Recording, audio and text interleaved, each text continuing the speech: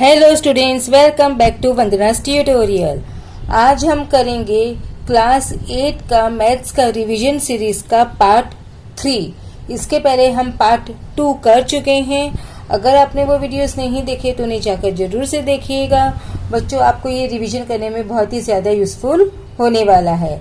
तो आज हम स्टार्ट करेंगे पार्ट 3। और स्टार्ट करने से पहले एक छोटी सी रिक्वेस्ट, अगर आप मेरे चैनल पे पहली बार विजिट कर रहे हो या फिर मेरे चैनल को अभी तक सब्सक्राइब नहीं किया है तो प्लीज़ इसे सब्सक्राइब जरूर से कीजिए और वीडियो को ज़्यादा से ज़्यादा दोस्तों के साथ शेयर कीजिए ताकि आपके जो दोस्त हैं उनको भी ये जो रिवीजन है उसका फ़ायदा मिल सके। तो हम स्टार्ट करते हैं पार्ट 3 का question number 1। In pair of triangle given below parts shown by identical marks are congruent. यहाँ पर हमें एक क्या दिया है, ट्राइंगल्स दिए हैं, दो ट्राइंगल दिए हैं बच्चों। देखो MST और MBT। State the test and the 1-to-1 correspondence of vertices by which triangles are congruent. Also state the remaining congruent parts. अब हमको उन्होंने क्या पूछा है कि ये जो दोनों ट्राइंगल हैं वो कौन सा करस्पॉन्डेंस जो टेस्ट है उससे वो कॉन्ग्रुएंट है, और हमको ये भी बताना है कि उनके करस्पॉन्डेंस वर्टाइसेस कौन से हैं, और साथ में जो रिमेनिंग कॉन्ग्रुएंट पार्ट है वो भी हमको बताना है। तो पहले हम स्टार्ट करते हैं। देखो, आपको ये जो दो ट्राइंगल्स देख रहे होंगे इसमें एक ये साइड है, इसका साइन मतलब क्या होता है बच्चों? It means it is right angle. ये क्या है? दोनों राइट एंगल ट्राइंगल है। और राइट एंगल ट्राइंगल के अपोजिट में जो साइड होता है वो हमारा क्या होता है? हाइपोटेनियस। तो MT is hypotenuse which is common in both the triangle. तो ये जो दोनों हमारे ट्राइंगल हैं वो कौन सा टेस्ट से कॉन्ग्रुएंट है? Hypotenuse side test. कौन सा टेस्ट है बच्चों? Hypotenuse side test. तो हम क्या लिखेंगे? MST और कौन सा हमको दिया है? TBM। So will write here TBM। ये जो दोनों एंगल है वो कॉन्ग्रुएंट है।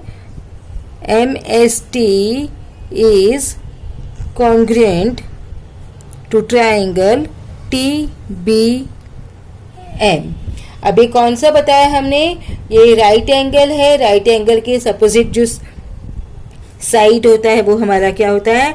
Hypotenuse side test. तो ये दोनों हमारे हैं किसकी?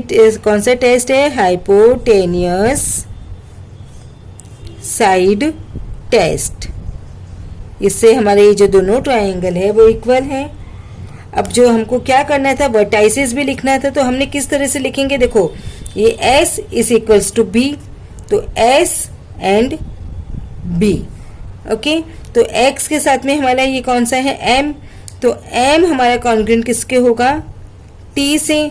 तो M की प्लेस पे हमने लिखा T, और T की जगह पे हम क्या लिखेंगे यहाँ पर? M।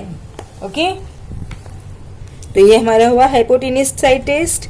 और उसमें हमको पूछा है रिमेनिंग कॉन्ग्रुएंट पार्ट्स भी हमको बताने हैं, तो वो भी हम बता देते हैं इनको। रिमेनिंग कॉन्ग्रुएंट पार्ट्स आर, अब कौन से हमारे जो रिमेनिंग कॉन्ग्रुएंट पार्ट्स है वो है एंगल STM, एंगल STM, और किससे कॉन्ग्रुएंट होगा? ये BMT। ये हमारा होगा, इससे करस्पॉन्डेंस होगा। तो हम लिखते हैं यहाँ पर एंगल STM, ये हमारा कॉन्ग्रुएंट है एंगल BMT। अब हमारा सेगमेंट ST कॉन्ग्रुएंट है सेगमेंट BM से। सेगमेंट ST और सेगमेंट B है में वो भी कॉन्ग्रुएंट है। क्यों? क्योंकि ये जो हमारा ट्रायंगल है दोनों वो कॉन्ग्रुएंट है। तो जो करस्पॉन्डिंग साइड्स होते हैं कॉन्ग्रुएंट ट्रायंगल्स के वो भी क्या होते हैं? कॉन्ग्रुएंट होते हैं। तो हम यहाँ पे लिखेंगे segment S T is congruent to segment B M. क्यों? हमको ब्रैकेट में रीजन देना पड़ेगा। करस्पॉन्डिंग साइड्स ऑफ, और कौन सा इक्वल है बच्चों? अब ये हमारा बाकी है, ये हमने कर दिया। तो S M T is congruent to B T M. तो ये जो दोनों ट्रायंगल है वो भी हमारे क्या है? कॉन्ग्रुएंट है। रीजन क्या? Reason same corresponding angles of congruent triangle. तो हम यहाँ पर लिखेंगे angle S M T is congruent to angle B T M. Reason क्या होगा? Same corresponding angles of congruent triangles. Sides की जगह पे यहाँ पे क्या आएगा? Angle, because it's angle. तो हमने लिख दिया corresponding angles of congruent triangle. I hope it's clear बच्चे, आपको समझ में आया ये sum. Now will move to next one. Next is some measures are given in that figure. Find the area of quadrilateral ABCD, यानी कि ABCD, इसका हमें क्या निकालना है बच्चों? क्या निकालना है? हमको एरिया निकालना है। किसका? ABCD। ओके, अभी यहाँ पर हमें देखो दिखाई दे रहा है, ये हमको दिया है ए बी दिया है हमको 40, हमको डी सी दिया है यहाँ पर 60, और हमें बी टी दिया है 13। ओके, और ये हमें दिया है, ये क्या है? Right angle triangle. तो बच्चों इसको में हमको क्या करना पड़ेगा? दो ट्रायंगल्स आप देख सकते हैं। एक ट्रायंगल है हमारा बी ए डी, ये देखो ये इतना ट्रायंगल है बी ए डी, एक ट्रायंगल। तो हम पहले क्या करेंगे?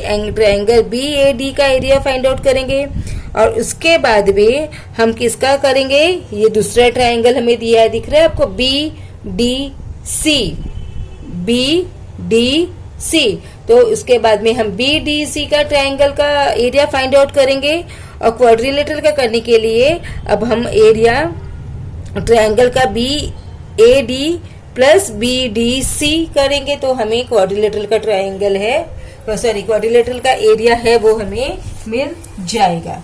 तो पहले जो जो हमें दिया है हम वो लिख लेते हैं। यहाँ पर हमको दिया है लेंथ ऑफ बी ए, कितना है? B A is 40 metre. Then हमें दिया है length of A D, that is 9 metre. ये देखिए,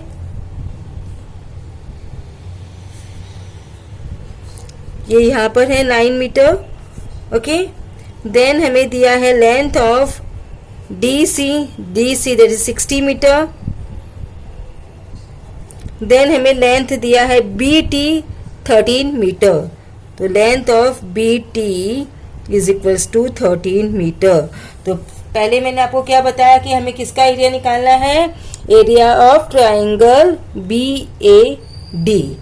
तो area of triangle B A D, ये कौन सा एंगल है बच्चों? राइट एंगल ट्रायंगल हमको दिख रहा है।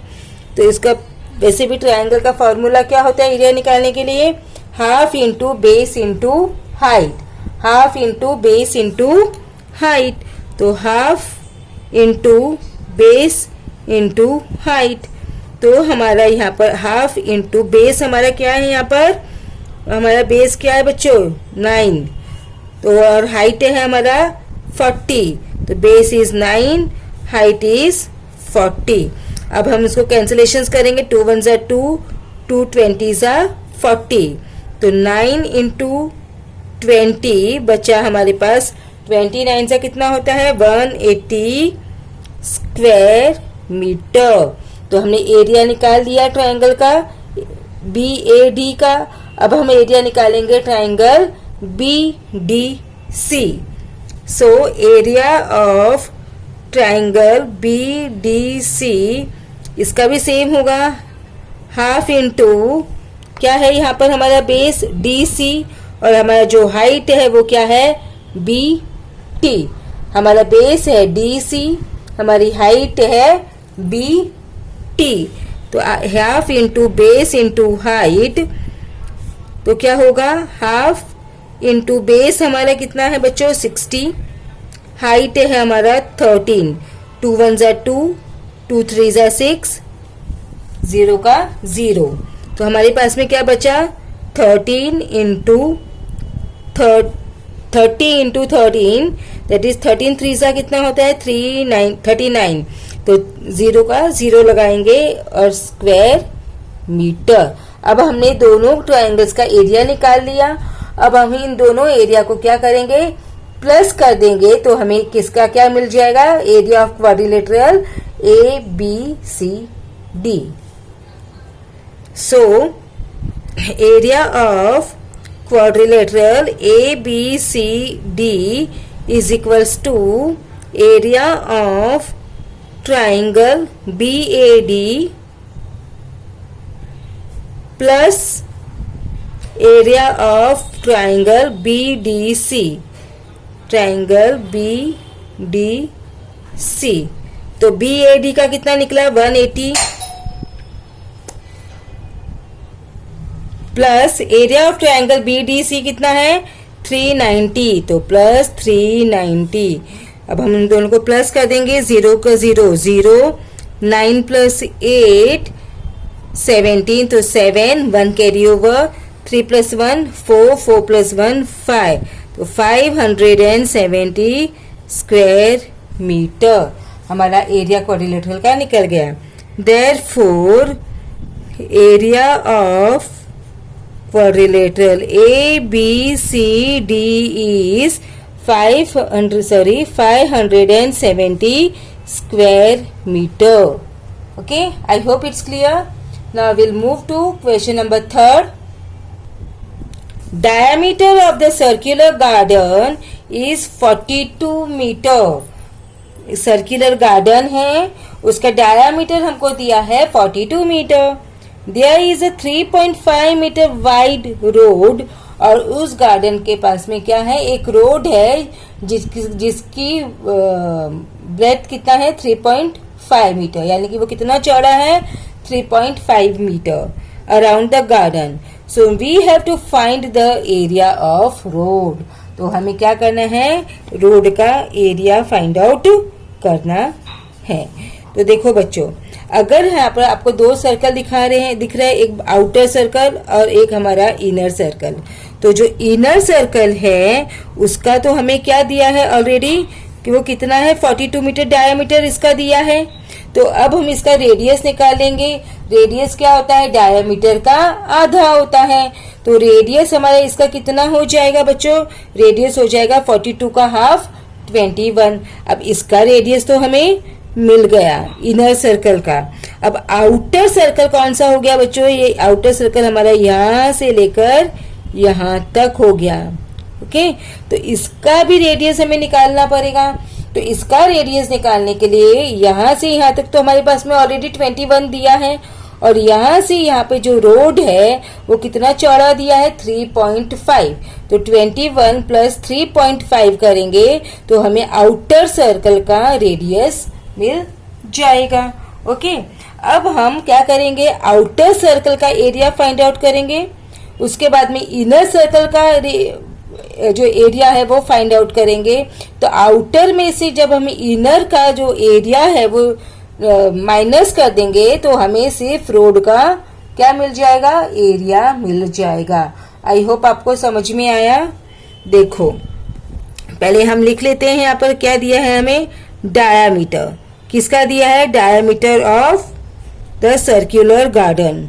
तो सर्कुलर गार्डन का जो डायामीटर है वो कितना है 42 मीटर दिया है।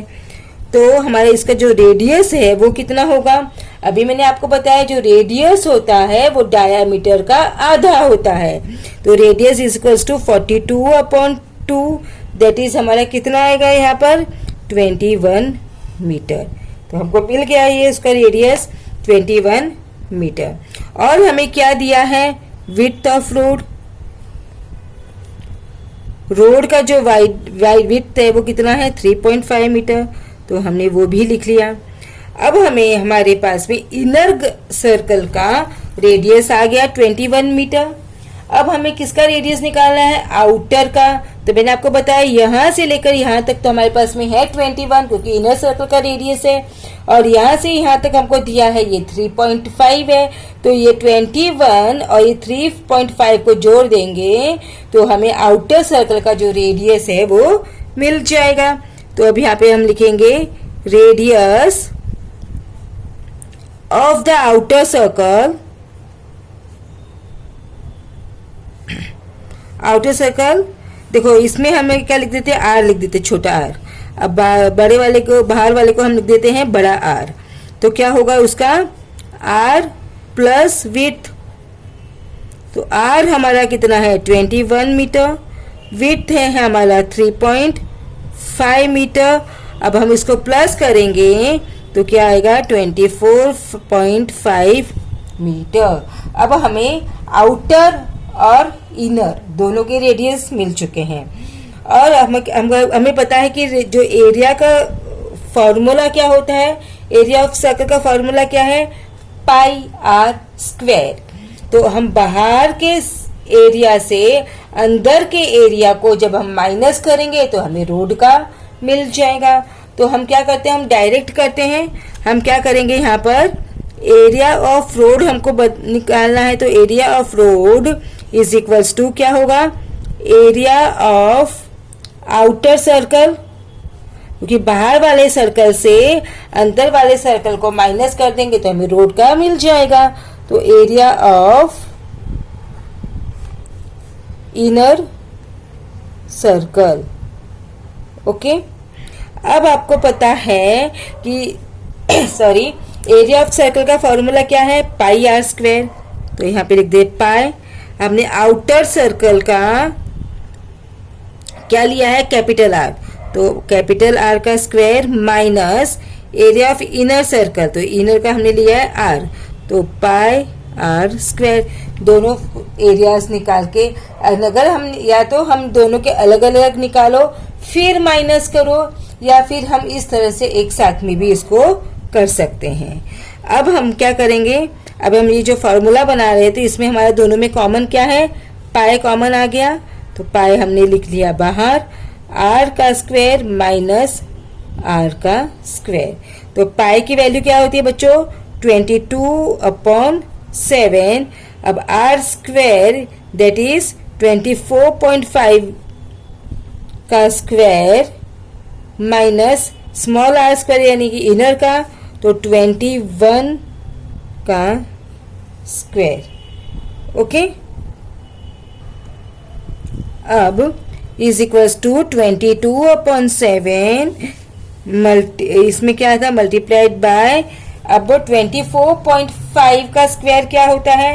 यानी 24.5 मल्टीप्लाइड बाय 24.5। जब हम इसका स्क्वायर करेंगे तो हमको मिलेगा 600.25, और 21 का स्क्वायर तो होता है 441। अब आप करोगे इसको सॉल्व। 600.25 में से 441 जब हम माइनस करते हैं तो हमें मिलता है 159.25। अब हमें क्या करना है? इसको कैंसिलेशंस करना है। तो 159.25 हम डिवाइड करके देखते हैं, क्योंकि 22 में तो नहीं जाएगा ये, तो करके देख लेते हैं। चलो, 159, हम एक बार इस डेसिमल को यहाँ से नहीं करेंगे, हम सिंपल डिवीजन करते हैं। तो 7 1 7, 7 2 14, 4 minus 1 9, अगेन 2 14, 19 minus 4 कितना होता है? 9 minus 4 is 5। I will bring down 2, तो क्या होगा? 7 7 49, तो 7 7 49, 12 minus 9 is 3, 4 minus 4 is 0, bring down 5, 7 5 35। तो हमको आंसर मिल गया 22.5 7 1 ज़ा 7। अब कैंसलेशंस करेंगे 22, क्योंकि यहाँ पे 2 के बाद में डेसिमल था तो यहाँ पर भी 2 के बाद में डेसिमल आएगा, तो 22.75। So we got 22 multiplied by 22.75।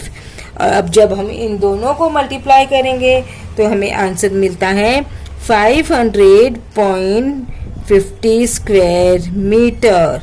तो हमारा जो ये रोड का एरिया निकला वो कितना निकला, 500.50 square metre. So we will write the answer, therefore area of the road is 500.50 square meter. I hope it's clear. Now we will move to the next one. It is the fourth question. Quadrilateral PQRS is an isosceles trapezium. ये क्या है दोनों, isosceles trapezium होता है जिसमें non parallel sides जो होते हैं वो इक्वल होते हैं। ओके, अब हमें दिया है P Q 7 centimetre, P Q है हमारा 7 सेंटीमीटर। हमें दिया है segment P M is perpendicular on segment S R. जो सेगमेंट पी एम है वो एस आर पे परपेंडिकुलर है, यानी कि ये जो है वो परपेंडिकुलर है, मतलब ये 90 डिग्री फॉर्म करता है। एस एम हमें दिया है 3 सेंटीमीटर, एस एम ये हमें दिया है 3 centimetre, and distance between two parallel side is 4 centimetre. और ये जो डिस्टेंस बिटवीन यानी कि ये जो इसका हाइट है वो हमें दिया है 4 centimetre. Now you have to find the area of quadrilateral PQRS। तो हमें जो पहले दिया है हम वो लिख लेते हैं। Quadrilateral PQRS is an isosceles trapezium. It means non-parallel sides are equal. और हमें दिया है लेंथ ऑफ PQ, ये PQ 7 centimetre, length of SM is equals to 3 centimetre, and length of PS, ये length of PS this one, और ये this one हमारा क्या है, इक्वल है। क्यों इक्वल है, क्योंकि ये आइसोसेलेस ट्रेपेजियम है। आइसोसेलेस ट्रेपेजियम में जो नॉन पैरेलल साइड्स होते हैं वो इक्वल होते हैं। So length of PS is equals to length of QR। हमको जो जो दिया था हमने वो यहाँ पर लिख दिया। फिर क्या किया, ड्रॉ QN। अभी हमको यहाँ से भी कर देते हैं इसको, कि हमें क्या निकालना है, इसका एरिया निकालना है। अब इन दोनों को हमें क्या करना है कि प्रूव करना है, ये दोनों क्या है हमारे कॉन्ग्रुएंट ट्रायंगल। ये क्या है, कॉन्ग्रुएंट ट्रायंगल। तो यहाँ पे M दिया है तो हम यहाँ पे एक नाम दे देते हैं इसको N। अब इन दोनों के बीच में जो डिस्टेंस है वो तो सेम रहेगा, PM इक्वल रहेगा QN के, क्योंकि ये दोनों लाइंस क्या है, पैरेलल लाइंस हैं। पैरेलल लाइंस में आप कहीं पर भी बीच में का डिस्टेंस निकालोगे तो वो क्या होता है, कांस्टेंट होता है, दैट इज इक्वल ही रहता है, वो चेंज नहीं होता है। तो अब हम यहाँ पे लिख देंगे यहाँ पर कि distance between parallel line is constant. Constant है ये, तो उसके बीच में जितने भी डिस्टेंस होंगे, यहाँ पे यहाँ पे यहाँ पे जितने भी आप परपेंडिकुलर लाइंस ड्रा करोगे वो क्या होंगे, सेम होंगे। तो इसके लिए देयरफॉर QN जो है वो भी हमारा क्या होगा, 4 सेंटीमीटर होगा। अब हमारे पास में दो राइट एंगल ट्रायंगल बन गए, PMS और दूसरा बना QNR। तो ये दोनों के जो राइट एंगल ट्रायंगल है, दोनों के जो हाइपोटेनियस है वो क्या है, इक्वल है। देखा ना हमने, क्योंकि ये दोनों ट्रेपेजियम कौन सा है, आइसोसेलेस है। तो PS इक्वल है QR के, और PS अन Q जो QR आर जो है वो क्या है, दोनों हमारे हाइपोटेनियस है, और चूंकि दोनों हाइपोटेनियस इक्वल है तो ये दोनों की दोनों जो ट्रायंगल्स है वो भी क्या है, इक्वल है। कॉन्ग्रुएंट हो गए दोनों ट्रायंगल। तो जो हमने बोला वही हम लिख लेते हैं यहाँ पर फटाफट।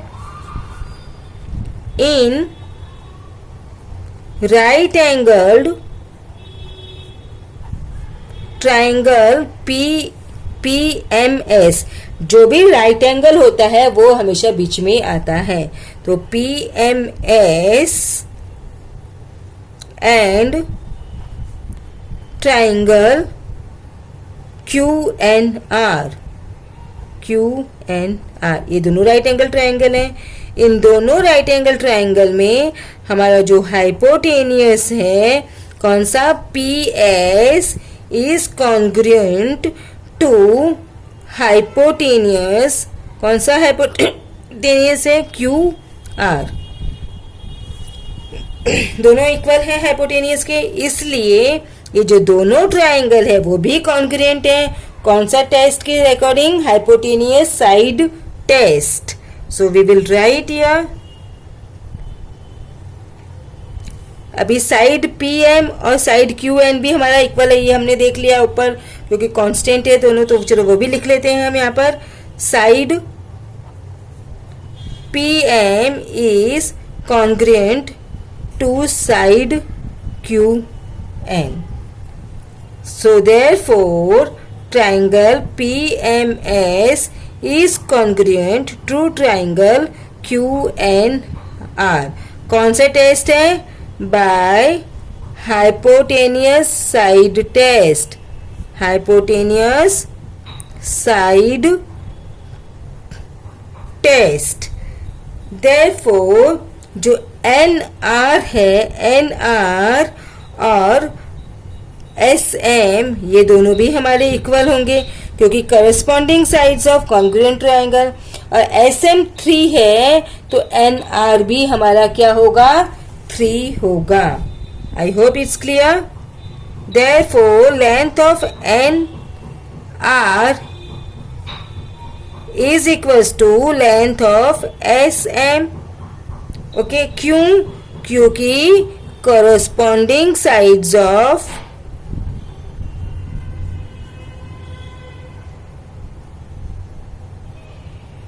corresponding sides of congruent triangle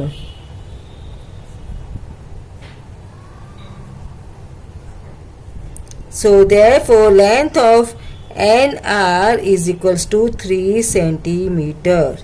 okay, अब PMNQ, अब PMNQ में ये क्या है हमारा, एक क्या बन गया, रेक्टेंगल बन गया, जिसमें लेंथ PQ और MN दोनों इक्वल होंगे। क्यों होंगे, क्योंकि रेक्टेंगल में अपोजिट साइड्स होते हैं वो इक्वल होते हैं।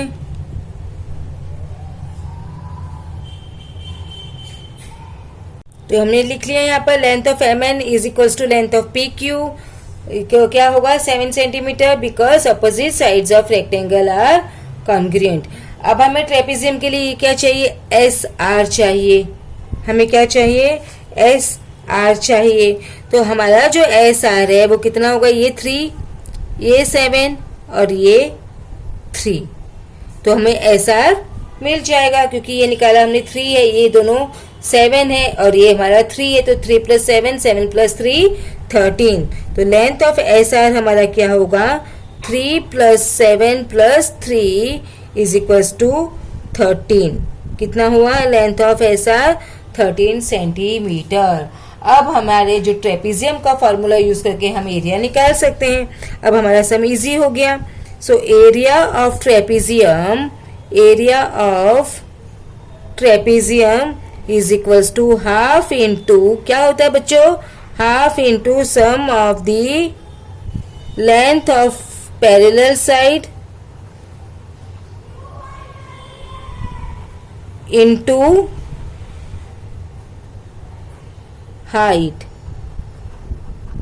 यही होता है ना हमारा, half into sum of the length of parallel side. तो पैरेलल साइड कौन सा है यहाँ पर, P Q N S are.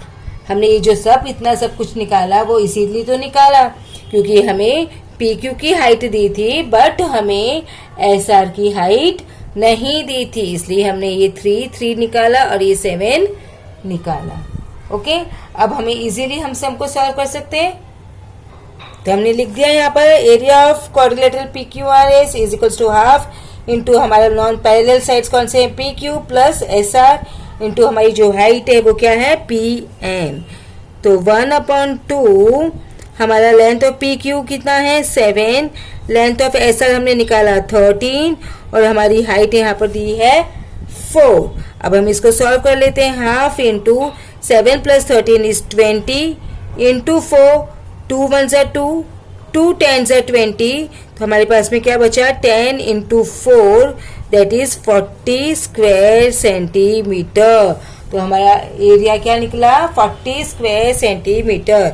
अब हम आंसर में लिखेंगे area of quadrilateral PQRS is equals to 40 square centimetre.